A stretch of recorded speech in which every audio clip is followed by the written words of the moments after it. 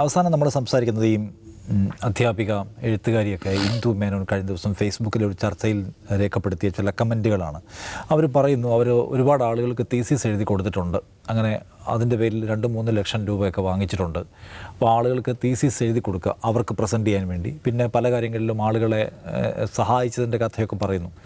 അപ്പോൾ അത് ശരിയായ കാര്യമാണോ? തീസിസ് ഇങ്ങനെ എഴുതി കൊടുക്കുക ഒരാൾമാറാട്ടം അല്ലെന്നൊക്കെ ആളുകൾ ചോദിക്കുമ്പോൾ കൈക്കൂലി വാങ്ങാൻ മനസ്സില്ലാത്തവർക്കും ഇവിടെ ജീവിക്കേണ്ടതുണ്ടല്ലോ എന്നാണ് അവരുടെ വളരെ എന്താ പറയുന്നത് വൈചിത്ര്യം തോന്നുന്ന ഒരു മറുപടി.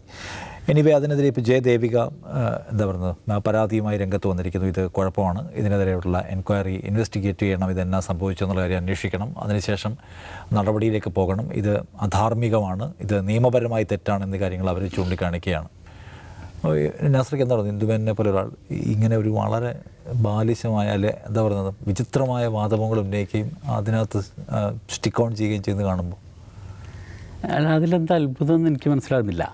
അത് ഇവിടെ ഇത് ആദ്യമായിട്ടാണെന്നും എനിക്ക് തോന്നുന്നില്ല. ഞാൻ ഏതാണ്ട് 2017 മുതലൊക്കെ 2017 ടൈംസ് ഓഫ് ഇന്ത്യയിലാണ് ആദ്യമായിട്ട് തമിഴ്നാട്ടിലെ തമിഴ്നാട്ടിലെ തിസീസുകളുടെ കഥ എന്ന് പറഞ്ഞിട്ടുള്ള അങ്ങനെ ട്രാൻസ്ലേറ്റ് ചെയ്യുന്ന ഒരു ഇംഗ്ലീഷ് അങ്ങനെ ആദ്യമായിട്ട് വായിക്കുന്നത്. അപ്പം അത് വായിക്കാനുള്ള കാരണം അതിൽ ഒരു സബ് ഹെഡിങ് നല്ല രസത്തിൽ ഭയങ്കര ഗംഭീരമായിട്ട് ലേ ഔട്ട് ചെയ്തൊരു സാധനമായിരുന്നു. ഒരു ആൾ പോയിട്ട് ഒരു ഏജൻറ്റിനോട് സംസാരിക്കുന്നത് മുതൽ, ഒരു വിദ്യാർത്ഥി പോയിട്ട് ഒരു ഏജൻറ്റിനോട് സംസാരിക്കുന്നത് മുതൽ ഇങ്ങനെ ചിത്രങ്ങൾ വെച്ച് വന്ന് അവസാനം അവന് ഈ ഡിലീറ്റ് കിട്ടുമ്പോൾ മറ്റേ തലയിൽ തൊപ്പിയും ഇതൊക്കെ വെച്ചിട്ട് ഇങ്ങനെ തുള്ളിച്ചാടുന്ന സമയം വരെയുള്ള ചിത്രങ്ങൾ. അതിലെ ഒരു സബ് ഹെഡിങ് അണ്ണാ യൂണിവേഴ്സിറ്റിയിൽ VC ആണ് ബ്രോക്കർ എന്നാണ്. അത് കണ്ടത് മുതൽ ഞാൻ ആ കംപ്ലീറ്റ് വായിച്ചു. പിന്നെ എനിക്ക് ഏറ്റവും ഹരമുള്ള നമ്മൾ ഹോബിക്ക് വേണ്ടി വായിക്കുന്ന ഏറ്റവും ഹരം കിട്ടാൻ വേണ്ടിയിട്ടുള്ള നമ്മൾ ഈ ലൈറ്റ് റീഡിംഗ് എന്നൊക്കെ പറഞ്ഞ് ഞാൻ കുറേ കാലമായിട്ട് ഇത് എടുത്ത് വായിക്കുന്നത് ഇത്തരം ഫീച്ചറുകളാണ്. ഗോസ്റ്റ് റൈറ്റിംഗ് ഇൻ PhD എന്നടിച്ചിട്ട് ഇതിൻ്റെ കഥകൾ വായിക്കലാണ് പണി. 60,000 രൂപ മുതൽ 3,000 വരെ 3 ലക്ഷം വരെ എന്നുള്ളത്, ചിലപ്പോൾ 4 ലക്ഷം വരെയും പോകുക എന്നുള്ളത് ഇന്ത്യയിലെ ഈ PhD ഗോസ്റ്റ് റൈറ്റിങ്ങിൻ്റെ ഒരു അംഗീകൃത റേറ്റാണ്. ഓക്കെ, അത് ഏതാണ്ട് എല്ലാ യൂണിവേഴ്സിറ്റികളും ഏതാണ്ട് എല്ലാവരും ചെയ്യുന്നുണ്ട്. ഇപ്പോൾ ഹൈദരാബാദിലൊക്കെ ചെന്നാൽ, ഹൈദരാബാദിൽ പഠിച്ച ആളാണ്, ഞാൻ പോയിട്ടില്ല. ഹൈദരാബാദ് തിസീസ് എന്ന് പറഞ്ഞ കമ്പനി തന്നെയുണ്ട്. ഹൈദരാബാദ് തിസീസ് എന്ന് പറഞ്ഞാൽ നിങ്ങൾ ടൈപ്പ് ചെയ്തു, ഹൈദരാബാദ് തിസീസ് എന്ന് പറഞ്ഞാൽ ഒരു കമ്പനിയുടെ ഇത് വരും. അതിൽ പോകാം, കരാർ ഉറപ്പിക്കാം, എന്നിട്ട് നിങ്ങൾക്ക് ഇങ്ങോട്ട് പോരാം, പിന്നീട് നിങ്ങൾക്ക് എപ്പോഴെങ്കിലും പോയാൽ തിസീസ്. ഇതത്ര വലിയൊരു ഏർപ്പാടായിട്ട് എടുക്കേണ്ടതില്ല തോന്നിയത് ഈ വിദ്യാഭ്യാസം എന്ന് പറഞ്ഞൊരു ഏർപ്പാടിനെ ഞാൻ മുമ്പ് ഒരിക്കൽ പറഞ്ഞിട്ടുണ്ട്. നമ്മൾ ഈ മദ്യപാനം കുടിക്കുകയാണെങ്കിലും വിദ്യാഭ്യാസം പഠിക്കുകയാണെങ്കിലും അതിനൊരു അതിര് വെക്കണം. ഒരു അതിര് വരെ മാത്രം അത്യാവശ്യം അക്ഷരം എഴുതാൻ പഠിക്കുകയും അക്ഷരം വായിക്കാൻ പഠിക്കുകയും കാര്യങ്ങൾ വായിച്ചിട്ട് ഇപ്പോൾ ഏതെങ്കിലും 1, 2, 3 ഭാഷയിൽ കാര്യങ്ങൾ വായിച്ച് മനസ്സിലാക്കാൻ പഠിച്ചാൽ അവിടെ നിർത്തിക്കണം. പിന്നെ അതിൻ്റെ അപ്പുറത്തേക്ക് ഇടപെട്ടാൽ ഇങ്ങനെയൊക്കെ തന്നെ ഉണ്ടാകും. അപ്പം ഈ പഠിച്ചവരാണോ പഠിക്കാത്തവരാണോ മെച്ചം? ഞാൻ വേറെ ഇത്ര ബാലിശമായിട്ടൊരു വാദം അവർ ഉന്നയിക്കുന്ന വെച്ചാൽ അതിനകത്തൊന്നും ഒരു പ്രശ്നമില്ല, അതൊരു ധാർമ്മികമായ ശരിയെന്ന നിലയ്ക്ക് മട്ടിലാണ് നാട്ടു നടപ്പ് എന്നുള്ള മട്ടില്ല. വിദ്യാഭ്യാസ രംഗത്തെ കഴിഞ്ഞ ഒരു 10 വർഷമായിട്ട്, ഒരു പതിറ്റാണ്ടായിട്ട് ഈ കേരളത്തിലടക്കമുള്ള ഈ ഗവേഷണ പ്രധാനമായി യൂണിവേഴ്സിറ്റി വിദ്യാഭ്യാസം, ഗവേഷണ വിദ്യാഭ്യാസം എന്ന് പറഞ്ഞ ഇതിലത്തിലെ ഒരു നാട്ടു നടപ്പാണ് ഈ സാധനം. അത് ഏതാണ്ട് ലാൻഡ് ഓഫ് ലോ എന്നൊക്കെ, എന്താണ് ലോ ഓഫ് ലാൻഡ് എന്നൊക്കെ പറയാവുന്ന പോലത്തെ ഒരു സാധനമായി കഴിഞ്ഞിട്ടുണ്ട്.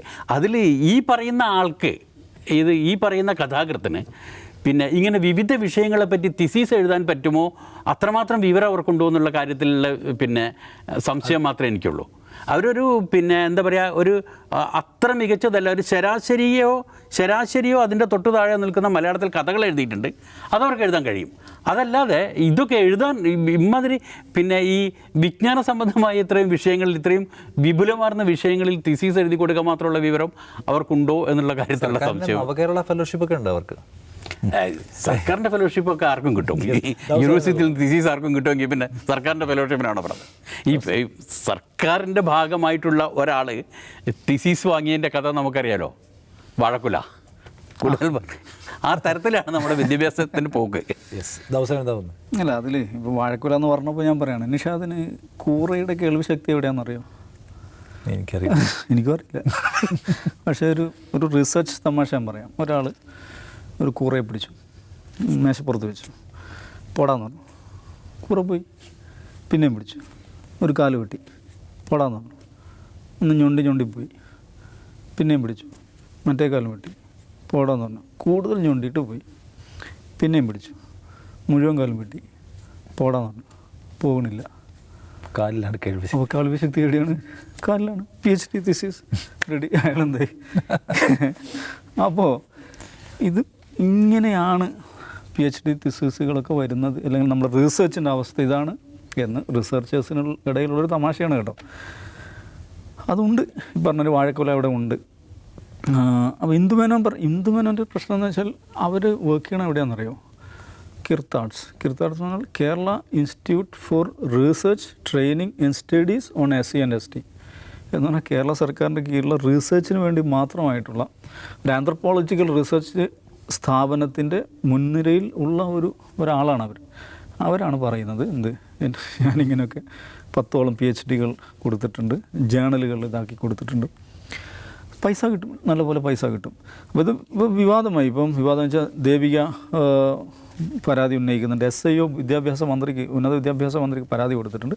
ഇത് നിയമപരമായ പ്രശ്നത്തിലേക്ക് അവർ പോയി. ഇപ്പോൾ അവരത് ഓൺ ചെയ്യുന്നില്ല. ഇപ്പോൾ അവർ പറയും ഞാനത് സർക്കാസിച്ചതാണെന്ന് പറയുന്നുണ്ട്.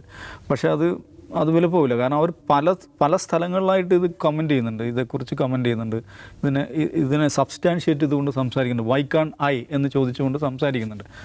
നാസർക്ക് പറഞ്ഞ പോലെ ഇത് വളരെ ഇതൊരു ഇൻഡസ്ട്രിയാണ്. ഇൻഡസ്ട്രി എത്രത്തോളം പോയെന്ന് വെച്ചിട്ടുണ്ടെങ്കിൽ ഇപ്പോൾ ഒരാളുടെ ഹയർ എഡ്യൂക്കേഷനിൽ അയാളുടെ ഒരു സ്റ്റാൻഡേർഡ് നിശ്ചയിക്കുന്ന പ്രധാനപ്പെട്ട ഘടകമാണ് അവരുടെ പോസ്റ്റ് ഡോക് പബ്ലിക്കേഷൻസ് എന്ന് പറയുന്നത്. അതുപോലും നിങ്ങൾക്ക് പൈസ കൊടുത്ത് ചെയ്യാവുന്ന, അത് ലോകപ്രശസ്തമായുള്ള ലിസ്റ്റിങ്ങിൽ പോലും നിങ്ങൾക്ക് പേര് വരുത്താം, അല്ലെങ്കിൽ നിങ്ങളുടെ പേപ്പർ പ്രസിദ്ധീകരിക്കാവുന്ന സാഹചര്യം ഇപ്പോൾ ഉണ്ട്. അത് റേറ്റ് കൂടുന്നേ ഉള്ളൂ. എഗൻ ഇത് നോക്കൂ, ഇപ്പോൾ ഇന്ദുമേനോനാകട്ടെ അല്ലെങ്കിൽ നാസർ ഗവർണർ ഹൈദരാബാദിലെ കമ്പനികളാകട്ടെ, ആ ഒരു ഘട്ടം കഴിഞ്ഞു നിഷാദ. ഇപ്പോൾ AI ഉണ്ട്, ChatGPT ഉണ്ട്. അപ്പോൾ ChatGPT വഴി ഒക്കെ ചെയ്യുന്ന സംഗതികൾ അത് കണ്ടുപിടിക്കുക, അത്തരം റിസർച്ച് പേപ്പേഴ്സ് കണ്ടുപിടിക്കാനുള്ള സോഫ്റ്റ്വെയർസ് യൂണിവേഴ്സിറ്റികളുടെ അടുത്തുണ്ട്. അതിനെ മറികടക്കാൻ വേണ്ടി ഈ AI ജനറേറ്റഡ് കണ്ടൻറ്റിനെ എങ്ങനെ ഹ്യൂമൻലി ആക്കാം എന്നുള്ള സോഫ്റ്റ്വെയർ ഇപ്പുറത്തുണ്ട്. മനസ്സിലായില്ലേ?